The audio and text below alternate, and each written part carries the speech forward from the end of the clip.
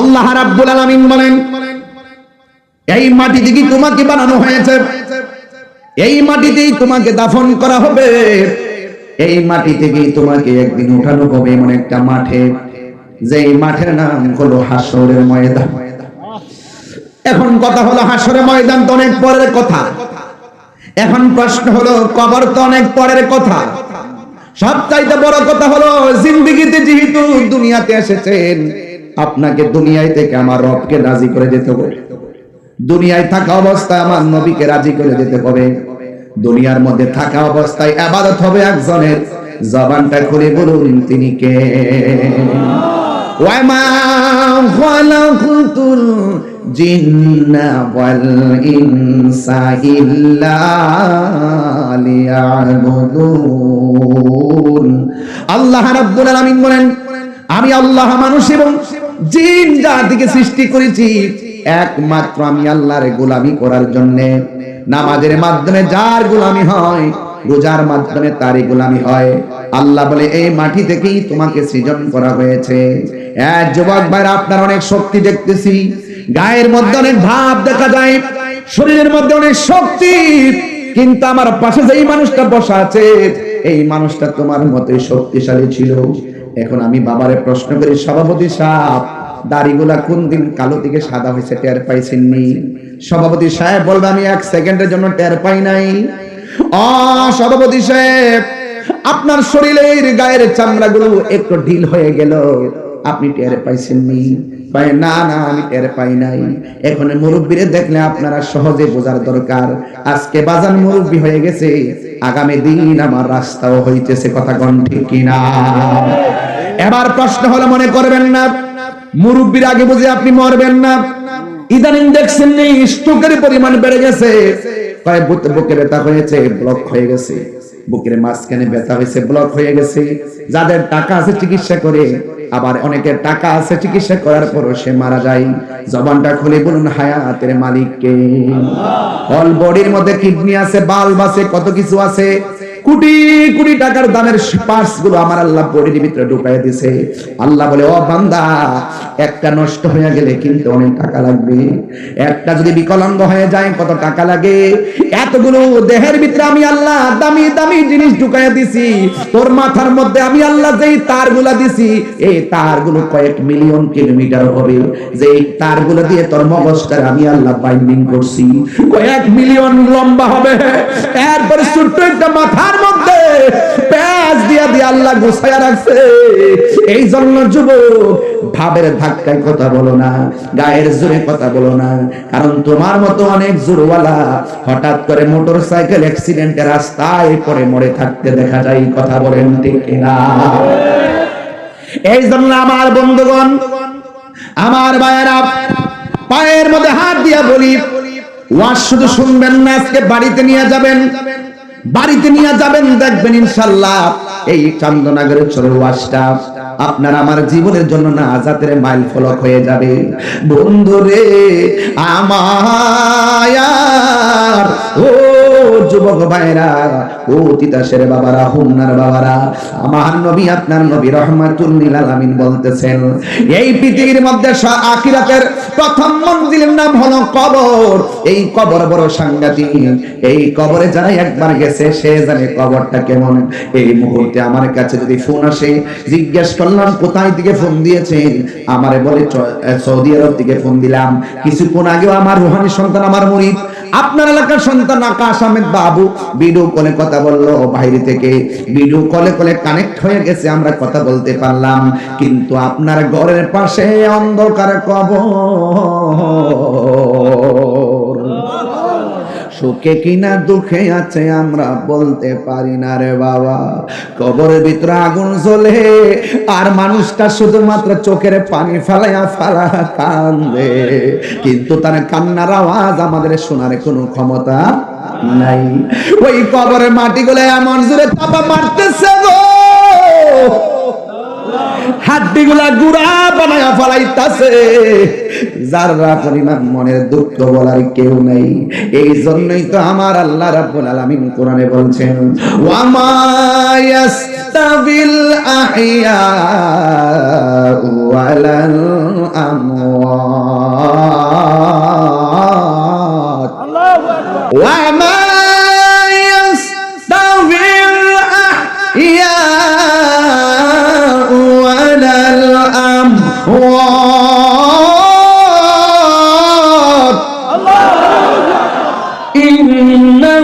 ইন্নাল্লাহা ইউসমিউ মান ইয়াশা।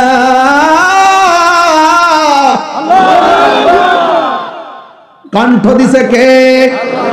আর যারা বলো কে? এটা কি জমিন? এটা কি জমিনের উপর আমরা কি দাঁড়ানো না বসা? আর জমিনের 3.5 হাত নিচে চান্দনগরের চরের গুরুস্থানের মানুষগুলো কি বসা না শোয়া? আল্লাহ বলে ওই মানুষগুলো এই মানুষগুলো এক না। মাটির উপরে যারা চলে আর কবর নিচে যারা শুয়ে থাকে এরা কোনদিন এক এক। আল্লাহ বলেন এই কবর আযাব কেউ দেখে না, তবে আমার আল্লাহ বলেন ইন্নাল্লাহা ইউসমিউ মান ইয়াশা, আমি আল্লাহ যারে ইচ্ছা করি তারে কবর আযাব দেখার ক্ষমতা দান করি। আল্লাহু আকবার বলেন কেন? এখন প্রশ্ন করবেন হুজুর এটা আবার কেমন কথা, আমরা দেখি না। এখানে মানুষগুলো সবাই যদি এলাকার গুরুস্থানের মধ্যে যাই, আমরা কি তাদেরকে দেখব? আরো যারা দেখব, আমরা তাদেরকে দেখব না। আর তারা যে কান্না করতেছে তাদের কান্নার আওয়াজ আমরা শুনবো না। কিন্তু যুবকের দল আমার আল্লাহ রাব্বুল আলামিন তার হাবিবে দুজাহানকে কবরের আযাব দেখার ক্ষমতা দান করছে। আল্লাহু আকবার। আমার নবী দেখার ক্ষমতা আছে না নাই? হে আমার আশিকির জাকিরির মুহিবিন বাবাজি আলী, আল্লাহ বলে মিনহা খালাকনাকুম ওয়া ফিহা নুঈদুকুম ওয়া মিনহা নুখরিজুকুম তারাতান উখরা।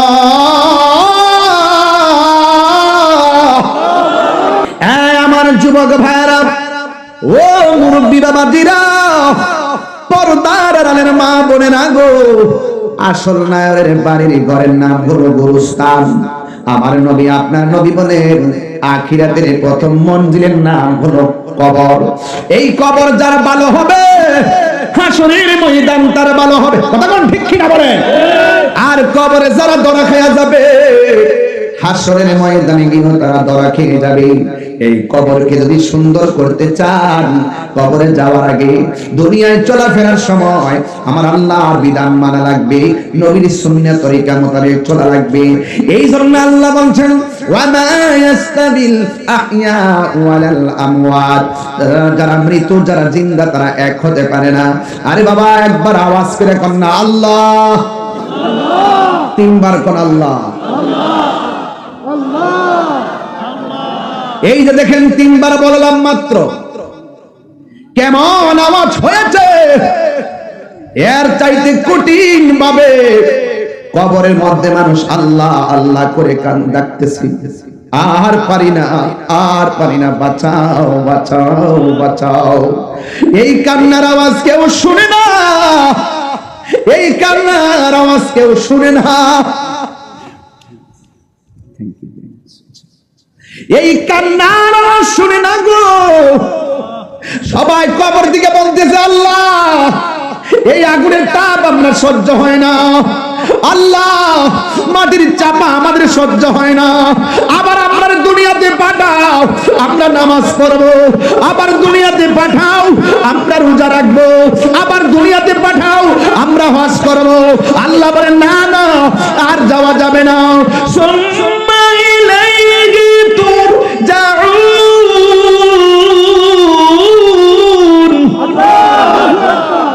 আর কবর দিকে ফিরে আসা যাবে না, তোমরা আল্লাহর দিকে ফিরে গেছো। এই জন্য তো আমরা প্রায় সময় বলি মানুষ মারা গেলে ইন্না লিল্লাহি ওয়া ইন্না ইলাইহি রাজিউন। আমরা সবাই আল্লাহর জন্য আল্লাহর দিকে আমরা ফিরে যাব। এই জন্য কবর বড় সাংঘাতিক জায়গা রে।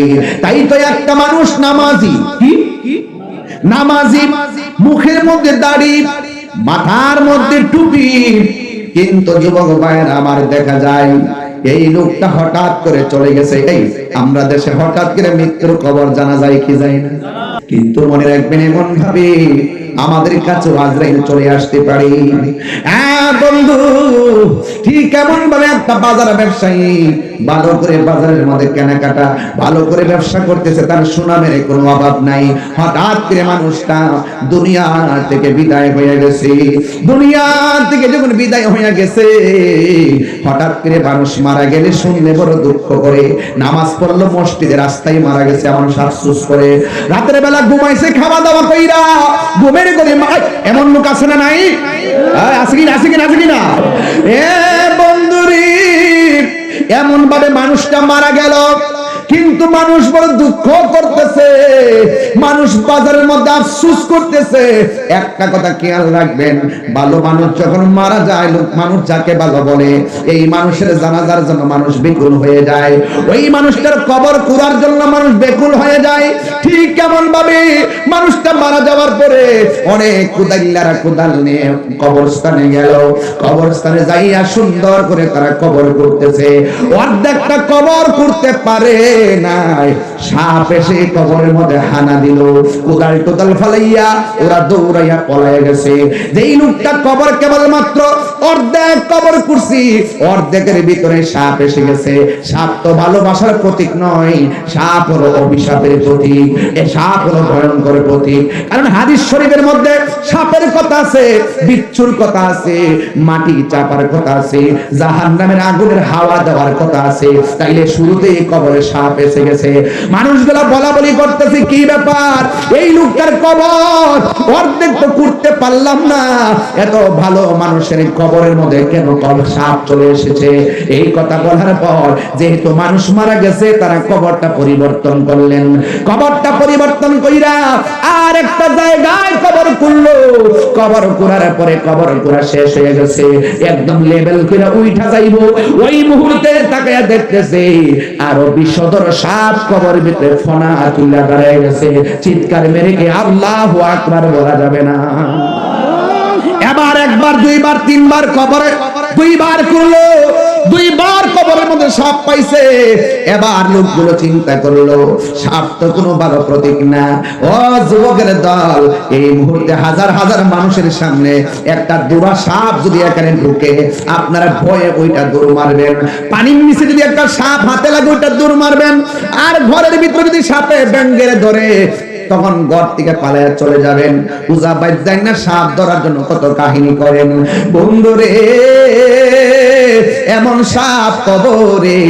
এবার ইন টাইমে ওরা মনে মনে কল্পনা করে, আমরা দেখছি মানুষটা নামাজ পড়তো, আমরা দেখছি মানুষটা রোজা রাখতো, আমরা দেখছি মানুষটা হজ করতো, কিন্তু এই মানুষটার কবরে সাপ আসবে কেন? আর কত কবর করব বাবা? কবর করতে কিন্তু কষ্ট আছে। মাটি করে যে কবর করে অনেক কষ্ট, কিন্তু দেখি খেয়াল করেন, অনেক কষ্ট মাটি তোলা। দুইবার কবর থেকে মাটি তুলছি, দুইবার কবরের মধ্যে সাপ দেখলাম। ইন দি মিন টাইমে বড় টেনশনে পড়িরা ওরা মনে মনে ভাবতেছে, কবর করব কত, আর সাপ আসবে কত আমরা জানি না।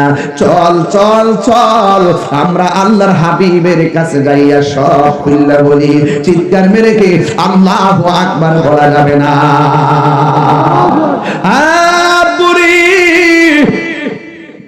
ওই মুহূর্তে এবার ওই লোকগুলো আল্লাহর বন্ধুর কাছে যায়, ডাক দিয়ে কয়, ও বন্ধু,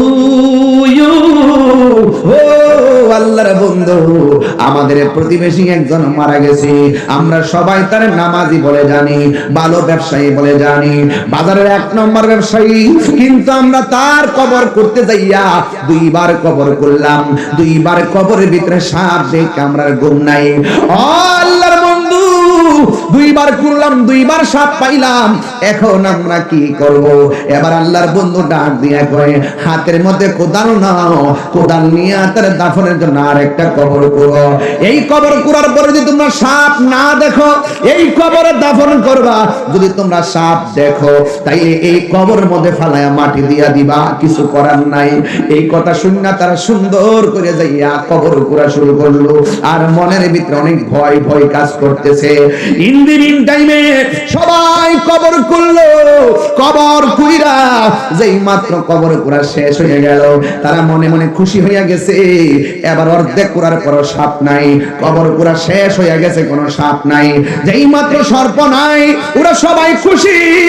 এবার ওই লাশটাকে ধোয়ানোর জন্য গোসলখানার মধ্যে নিয়ে গেছে। ডানে কাপড় টানাইছে, বামে কাপড় টানাইছে, সামনে টানাইয়া পিছনে টানাইয়া বড়ই পাতার গরম জল, আল্লাহু আকবার কোন না কেন, বড়ই পাতার গরম জল করেছে। আবার সুন্দর করে তারা খিলাইল করে গোসল টোসল করাইয়া, আমার সমাজের ভিতরে গোসল করাইতে অনেকে যায় না, কিন্তু না না গোসল করাইতে যাবেন। গোসল করার ভিতরে অনেক ফায়দা আছে। আপনি গোসল করাবেন, পেটের মধ্যে চাপ দিয়া পায়খানা বের হলে মুনাকরা দিয়া পায়খানা হাত দিয়া পরিষ্কার করে দিবেন। আপনি দিয়ে এমন ভাবে একটা মানুষকে মহব্বত করেন, আপনি মারা যাওয়ার পরেও আপনাকে এমন ভাবে মহব্বত করবে। কথা বলেন ঠিক কিনা? এলাকার মানুষগুলো বলা বলি শুরু করলো, এমন নামাজির কবরে সর্প আসলো কেন? এমন রোজাদারের কবরে সর্প আসলো কেন? এত ভালো একটা ব্যবসায়ীর কবরে কেন সর্প আসলো? কেউ বলতে পারে না। একজন ডাক দিয়া কয়, আমরা যদিও বাইরের দিকে জানি না, কিন্তু এই মানুষটার কোন দোষ আছে কিনা যে এই কারণে কবরে সাপ আসতে পারে। আমরা বাহিরের মানুষ যদিও কেউ বলতে পারি না, তার স্ত্রীর কাছে গেলে খবর পাওয়া যেতে পারে। এই জন্য সবাই তার স্ত্রীর কাছে গেছে, যাইয়া ডাক দিয়া বলে, মা ও মা গো, কবরের ভিতরে কেন সাপ আসলো আমরা জানি না। আমরা তো দেখছি তোমার স্বামী নামাজ পড়ছে, আমরা তো দেখছি তোমার স্বামী রোজা রাখছে, আমরা তো দেখছি তোমার স্বামী ভালো ব্যবসা করছে, কিন্তু আমরা দেখলাম ওই কবরের ভিতরে সাপ এসে গেছে। আমরা তো জানি না, কিন্তু আপনার কাছে জানতে চাই, আপনার স্বামী এমন কোন কাজ করছে নি যে এই কাজের কারণে কবরে যাওয়ার আগে সাপ এসে গেছে? আমরা না জানলে আপনি এই ব্যাপারে জানেননি। স্ত্রী ডাক দিয়া কয়, শুনেন, আপনারা হয়তো বাহির থেকে দেখছেন আমার জামার কাপড়টা সাদা, টুপি সাদা, পাঞ্জাবি, কিন্তু যদিও নামাজ পড়ছে, যদিও রোজা রাখছে, জবানটা খুলে বলেন অন্তর্যামীকে। যদিও রোজা রাখছে, কিন্তু আমার স্বামীর একটা অভ্যাস ছিল, যে এই বদ অভ্যাসটা সম্পর্কে আপনারা জানতেন না। আমার স্বামী যদিও নামাজ পড়তো, কিন্তু আমার স্বামী যে ব্যবসা করতো, ব্যবসাটা এক নাম্বার করতো না। এই ব্যবসাটা যে গমগুলো যতগুলো ওজন করতো, গর্ভের ভিতরে কিছু পাথর মিশায়া ওজন বাড়ায়া টেহানিত, কেউ ধরতে পারে না। কিন্তু আমার স্বামী ওজনের মধ্যে মানুষের ঠকাইতো। এই জন্য আমার মনে হয় আমার আল্লাহ নামাজ, আমার স্বামী নামাজ পড়ার কারণেও, নামাজ পড়ার পরেও আমার আল্লাহ বেজার হয়ে গেছে। এই দুনিয়াতে মানুষ যারা মানুষকে ঠকায়, মানুষের হক যারা নষ্ট করে, এদেরকে আমার আল্লাহ কোনোদিন ক্ষমা করে না। আমার স্বামী ওই ওজনের মধ্যে পাত্র দিয়া ওজন বাড়াইতো, এই জন্য হয়তো কবরের মধ্যে সর্প এসে গেছে। এখন প্রশ্ন হলো, ওই দিন তো সে ওই ওজনের মধ্যে পাথর মিশাইতো, এমন রোগ বাংলাদেশে আছে না নাই? আর জোরে কোন আছে না নাই? যদিও চাউলের মধ্যে পাথর মিশাই না, কিন্তু দুধের মধ্যে পানি মিশাই আসেনি রে বাজান, আসেনি। যা কেউ জানে না, জবানটা খুলে বলেন জানে কে? এই আওয়াজে মানি না, জবানটা খুলে কোন জানে কে? এই জন্য আমি বলবো, ও চন্দনাদের চলের মা, ও বাবা, 1 কেজি দুধ দিলে 1 কেজি বেচবেন, এটার সঙ্গে পানি মিশাইয়া ওজন বাড়াইয়া মানুষকে ঠকাইয়েন না। একটা কথা মনে রাখবেন, হারাম টাকা দিয়ে আমার 7 প্রকার আইটেম দিয়া ভাত খাওয়ার দরকার নাই। দরকার হয় আমি হালাল টাকা দিয়া শুটকির ভর্তা দিয়া ভাত খাবো। কথা বলেন ঠিক কিনা? দরকার হয় শুটকির ভর্তা দিয়া খাবো, একবার আমার সুদের টাকা দিয়ে খাওয়ার দরকার না। সুরের গোষ্ঠী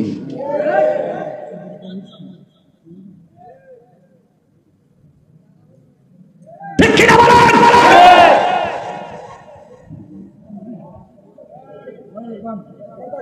আমার শুধু রাজ করতে ডর করে।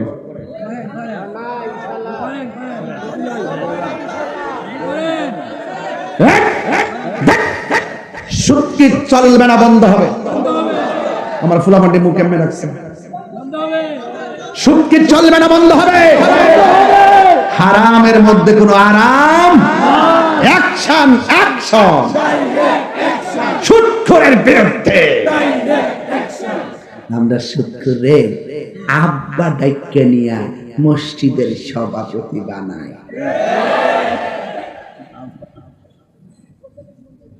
ওই একবার কইছে, একটা পাগলা কথা কইছো, পয়সা বেশি দিব। তাইলে পাগল সুদখোর না, পাগল হইল মুসল্লি। দরকার হয় আম গাছের তলে নামাজ পড়বো, সুদখোর থেকে টাকা নিয়ে মসজিদের ফ্যান ঘুরাইতাম না। আমার সাথে কারা কারা একমত হাত তুলে দেখাইতে হবে ইনশাআল্লাহ। নারে তাকবীর, নারে রিসালাত, আহলে সুন্নাত ওয়াল জামাত, আহলে সুন্নাত ওয়াল জামাত। পীর মুফতি গিয়াসউদ্দিন তাহিরি সাহেব, সুদ খাবেন, সুদ দিবেন, ঘুষ খাবেন, ঘুষ দিবেন, দুধে পানি মিশাবেন। এই দুধে পানি মেশাবো? এই ছেলেগুলা তোমরা শোনো, তোমরা কখনো ঋণ করে বিদেশ যাবা না। না দেয়া দেনা কেন গে, দরকারে তুমি অটো চালাইবা। বিদেশ গিয়া যে পরিশ্রম করে রুটিন টু রুটিন, দিন টু দিন, এর অর্ধেক পরিশ্রমের দেশে করত, বিদেশের টাকা কামাইতে পারত। ঋণ করে বিদেশ যেতে গেলে পরে বিদেশ যায় মার খাবি, পরে দরা খায়া টেনশন করবি, পরে লাস্টে বালিশের মধ্যে মাথা ফেলে কানবি। বাইক থেকে টিহার চাপ দিব, এমাদার সুদের টিহার চাপ, এই দিকটা কাজ নাই, ও হুট কইরা টেনশনে ফ্যানের মধ্যে ঘুরে রাখে। এই ডিপ্রেশন দরকার আছে, এই টেনশন দরকার আছে। তিনটা ভাই থাকলে আজকে থেকে তিনটা ভাই ভাড়া অটো চালাইবেন। কি অটো কিনতে টাকা লাগতো না? আমি কি আছে ভাড়া, তুই যে ওদের করবি আমি জানি তো, যে অটো কিনতে 4-5 টাকা লাগে। আমি এই কি বলছি, কি বলছি, আমি সংসারটা করতেছি 22 বছর ধরে, আমি বুঝি না রে পাবলিক থেকে। আমি কইছি সিএনজি চালাইবে ভাড়া, অটো চালাইবা ভাড়া। 3 ভাই 2 ভাই যদি মিল্লা চালাও, মনে করে 1000 করে হইলে 500 চালাইবা, 1500 হইছিনি। 1500 থেকে মনে করে পেয়ারা 3 ভাগ করবেন। 1 ভাগ যা প্রয়োজন খাবেন, আরেক ভাগ রাখতে দিবেন, প্রয়োজন লাগলে খরচ করবেন। আরেকটা ভাগ যেটা আছে এটা কোনোদিন ধরবেন না, একবারে চূড়ান্ত অবস্থায় বিপদে না পড়লে। আর আপনি যদি সঞ্চয় না করেন, জমায় না রাখেন, যা পান তাই খান, বিপদে পড়লে ঋণ করতে দিব। 3 ভাগের একবার রাখবেন, রাইকা 3 বছর পর্যন্ত এইভাবে চলতে থাকবেন। 3 ভাইয়ে মিল্লা বিদেশের টাকা জমাইবেন, ঘামের টাকা, পরিশ্রমের টাকা। এই টাকাটা দিয়ে একজনকে বিদেশ ছড়াইবেন, দেখবেন হালালের মধ্যে বরকত দেওয়ার মালিক কে? আর যদি কে? দেখবেন সংসার অল্প সময় বিরা যাবে। তুমি তো তাক থাকবে ইউরোপ যাবেন, টিয়াটা যে করতে হবে সেই চিন্তা নাই। কথা কি সঠিক? কথা কি সঠিক? আমি যখন ওয়াজ করি লোকাল বাসে গেছি, কি বাসে হাদিয়া দিছে 400 অটো গাড়ি ভাড়া দিয়ে লাস্টে টিকছে 350 না 320 টাকা। যে খুশি লাগছে। এখন তো 2 লাখ হতে আরে বারে এটা কইলা আবার সারে দিবা, তারা কই যে মাসে ধরে নিব টান দিয়া ধরে হিসাব কইলে ইনকাম ট্যাক্স হতো। এই কথা জীবন কত না কত টাকা মাহফিল আদে যাবে তাও নেই। শুনেন, পরিশ্রম সৌভাগ্যের প্রসূতি, কষ্ট ছাড়া কেষ্ট মিলে না। কথা কোন ঠিক কিনা? সাজিয়ে গুজিয়ে দেমরে সজনী তোরা, সাজিয়ে গুজিয়ে দেমরে, একটু সাউন্ডটা তুলে দেন না। সাজিয়ে গুজিয়ে দেমরে সজনী তোরা, সাজিয়ে গুজিয়ে দেমরে, বড়ে পাতা গরম জলে শুয়ায়া মশারির তলে, বড়য়ে পাতা।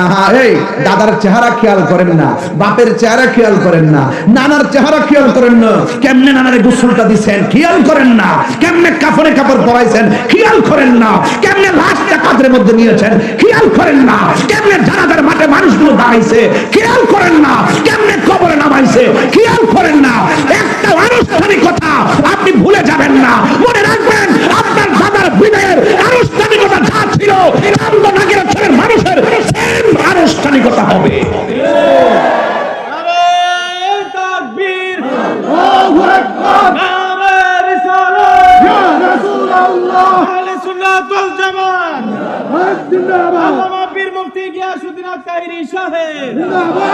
ভাই বন্ধু আর আজকে লাস্টে একটু জিকির হইতো ইনশাল্লাহ, মহব্বতে করতেন ইনশাল্লাহ। আজকে জবানটারে পবিত্র বানাইতে চাই, কথা বল ঠিক কিনা? যদি গাঞ্জা খাইও থাকি, ইয়াবা খাইও থাকি, নেশা কইও থাকি, সুদ খাইয়াও থাকি, ঘুষ খাইয়াও থাকি, ইয়াবা খাইয়া থাকি, ফেন্সি খাইয়াও থাকি, ফেন্সিডিল খাইয়াও থাকি, বাবা খাইয়াও থাকি, ডেঙ্গি খাইয়াও থাকি, ইয়াবা ট্যাবলেট খাইয়াও থাকি, মনে করব আগে যা করেছি ভুল করেছি, আজকে তওবা করব আর জীবনে নেশা করব। হাত তুলে হাত তুলে বলো, হাত তুলে বলো। নারে তাকবীর, আল্লাহু আকবার, নারে রিসালাত, ইয়া রাসূলুল্লাহ, নারে রিসালাত, ইয়া রাসূলুল্লাহ, আহলে সুন্নাত ওয়াল জামাত জিন্দাবাদ। আল্লাহু আকবার বলেন। ভাই বন্ধু আর এই এই এই ফলাবন, এই তোরা কই যাস? গুড়ির কথা কইছিস দিকে রাখ ফেলিছে। হায় হায়, ওখানে আগুন ধরে আছে গা বাবা হুর। ভাই বন্ধু আর এই বইটা নিয়ে আমারে দিবেন, পারলে 50 টাকা কিনে নিয়ে আনি। আমার এক ভক্ত লেগেছে, বদলে গাইলে 50 টাকা না। ভাই বন্ধু আর আপন জনা সঙ্গে তোমার কেউ যাবে না, ও তুমি আইছো একা যাইবা একা, যাইবা একা সঙ্গে তোমার কেউ যাবে না। দেখ না মন ঝাঁক মারি এই দুনিয়াদারি, ও তোর পিছে পিছে ঘুরছে সমন, পিছে পিছে মন, কোন দিন জানি তোর হবে সমান জারি। দেখ না মন ঝাঁক মারি দুনিয়াদারি, জোরে জোরে কে আল্লাহু আকবার বলা যাবে না। ও আমার তিতাসের বন্ধু, খবরদার খবরদার, দুইবার কবর ঘুরছে, কবর ভিতরে কি কথা কনা, কবরের ভিতরে কি? তিনবার মাথায় গেল কবর করতে, কবর কুইরা একবারে সুন্দর করে সাজাইছে, একটা সাপও দেখা যায় না। এবার কবর কুদাইলা নাকি খুশি না বেজা? আর ওই দিক দিয়ে লাশ গোসল করাইতাছে, কত মায়া মায়া রে মায়া। সুন্দর করে নতুন জামা পরাইছে, যেই কাপড়টা পরাইছে কাপড়টা কি লাল না নীল? কেন এত কাপড় আছে? জিন্দা থাকা অবস্থায় কত কাপড় লাগাইলাম, মরার পরে কাপড়টা কেন সাদা লাগাই? এই কথা দিয়ে কোন মৌলবি কয় না রে। জীবনে কত গাছের পাতা দেখছি, বড়ই পাতার কেন গরম জল করে? এই কথা দিয়ে কোন মৌলবিরা কয় না। অলবরির মধ্যে বান দেয় কয়টা? এই তিনটা ভান কিরে দেয়, এই কথা দিয়ে কোন মৌলবীরা কয় না রে, কোন মৌলবীরা কয় না। এক যুবকের দল এবার যখন তারে গোসল করাইয়া, আবার যখন তারে কান্দের মধ্যে লইয়া জানাজার ময়দানে গেছে, তখন কবরের মধ্যে কোনো সাপ নাই। এবার যখন লাশটাকে কাঁধের মধ্যে কইরা গো যেই মাত্র গোরস্থানের মধ্যে লইয়া গেল, দুইজন কেবল মাত্র কবরে নামতে গেল, নামার সাথে সাথে দেখে কবরের ভিতরে আবার সাপ এসে গেছে। আল্লাহর বন্ধু বলছে, সাপ থাকলেও সাপ সহকারে দাফন করবা, না থাকলেও দাফন করবা। সাপ যখন দেখে ফেলছে কবরে কেউ নামে নাই, না নাই মা লাশটারে ঢিল মেরে ফেলাইয়া মাটিগুলা দিয়া চাপাইয়া দিয়া দিছে রে বাবা। এবার যখন লাশটা কবরে ঢুকাইয়া যখন তারে দাফন করে দিল, এবার বাজারের মধ্যে বলা বলে শুরু হয়ে গেছে, কি ব্যাপার, তার কবরের মধ্যে কেন সাপ দেখা যায়, কবরের মধ্যে কেন সাপ দেখা যায়? ওরে কি দিয়ানি বাইব জালা, কি দিয়ানি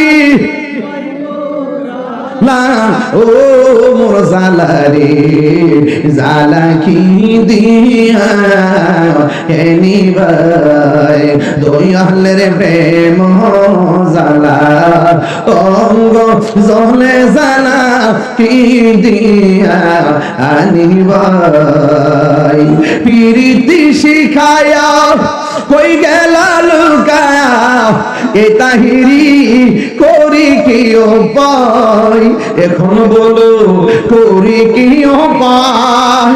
ও মোর জালা রে, জালা কি দিয়ে এনি ভাই দয়ালের প্রেম জালা, অঙ্গ জলে জালা কি দিয়ে এনি ভাই। জালাই তো বুঝেন না কেমনে মালা পাইবেন। আমি যখন সাঙ্গায় কয় পাগলাই কই কি, পাগলই তুমি আছিলেন না, পাগলকে পাগল বলিও না, সব পাগল পাগল হলো না, পাগলকে পাগল বলিও না। এই যে একটা পাগল এই ভাগলা ক ঘরের ভিতরে ক হুজুরের কাছে একটা ছবি বাবা খাইলি না, আরে খাইবেন তো পরে। ওই যে পাগল, পাগলকে পাগল বলিও না, সব পাগল পাগল না, কিছু পাগলে মন আছে যারা আল্লাহ নবীর প্রেমে দিওয়ানা, ঠিক কিনা? কেমন দিলাম?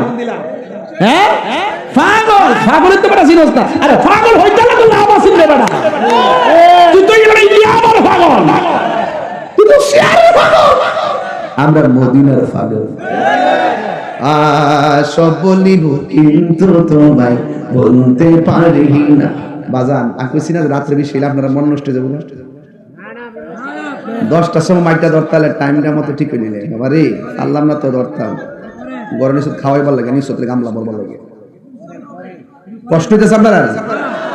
পাগলকে পাগল বলিও না, বলেন কাহা কস না মুখ দিয়া, পাগলকে পাগল বলিও না, সব পাগল পাগল না, পাগলকে পাগল বলিও না, সব পাগল পাগল না, কিছু পাগলে মোহন আছে যারা আল্লাহ নবীর প্রেমে দিওয়ানা, যারা আল্লাহ নবীর প্রেমে দিওয়ানা, ঠিক না? সব বলিব কিন্তু তোমায়। দেখি আমার ফুলাফান্ডির পাঞ্জাবি আজকে পছন্দ হয়েছে, তারা পাঞ্জাবি 100 হয়েছে, গাড়ির দিকে দিকে কইছি পাঞ্জাবিটা আনকমন, যাওয়ার সময় শুধু পাঞ্জাবি বলে আমার সাথে একটা ছবি তুলবি, ঠিক আছে ফুলাফান্ডি? আমার ফুলাফান্ডি কই রে? ইনশাআল্লাহ এবার সবাই হাত ধরেন, হাত ধরেন। সব বলিব কিন্তু তোমায় বলতে পারি না, বলিনি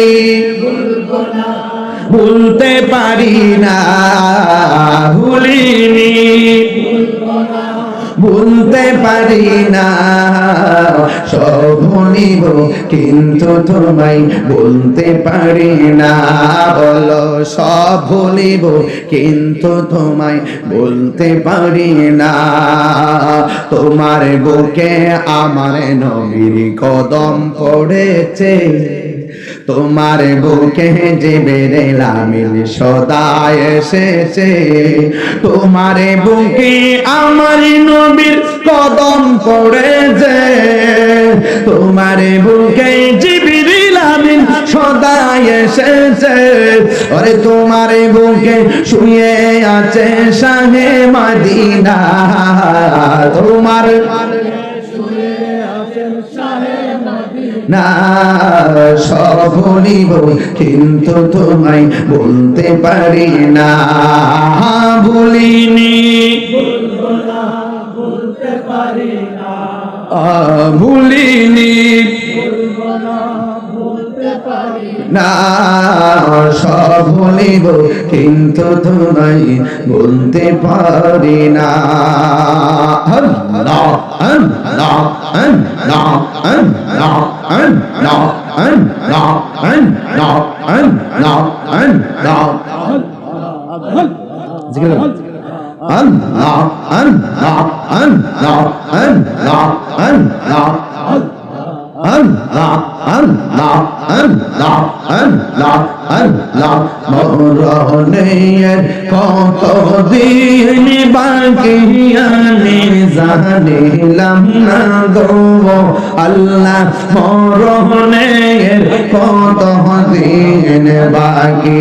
আল্লাহ আল্লাহ আল্লাহ আল্লাহ আল্লাহ আল্লাহ আল্লাহ আল্লাহ। মরণের কত দিন বাকি আমি জানিলাম না গো আল্লাহ, মরণের কত দিন বাকি। আল্লাহ আল্লাহ মুর্শিদ মুর্শিদ কইরা আমার ঘুম আসে না নয়নে, আমার গুনিবা মুর্শিদ কেমনে। আল্লাহ আল্লাহ আমি তোমায় ভালোবাসি পাগলের মতো, যত কাঁদাও কাঁদব আমি জনমের মতো। মাশাআল্লাহ আল্লাহ এলাকার মানুষ যেই যা বলুক ছাড়ব না প্রেম জীবনে, আমার বলিবা মুর্শিদ কেমনে। আল্লাহ আল্লাহ আল্লাহ আল্লাহ আল্লাহ। তোমার নাম দেখলে আমার ঘুরি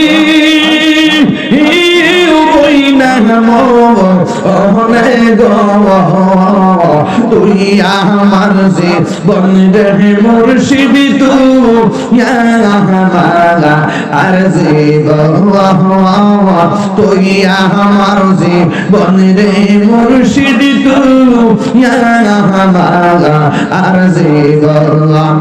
আল্লাহ আল্লাহ আল্লাহ আল্লাহ লা ইলাহা ইল্লাল্লাহু মুহাম্মাদুর রাসূলুল্লাহ সাল্লাল্লাহু আলাইহি ওয়াসাল্লাম। একটা জবান বন্ধ রাখবেন না, জবানটা খুলে করুন না আল্লাহু আকবার।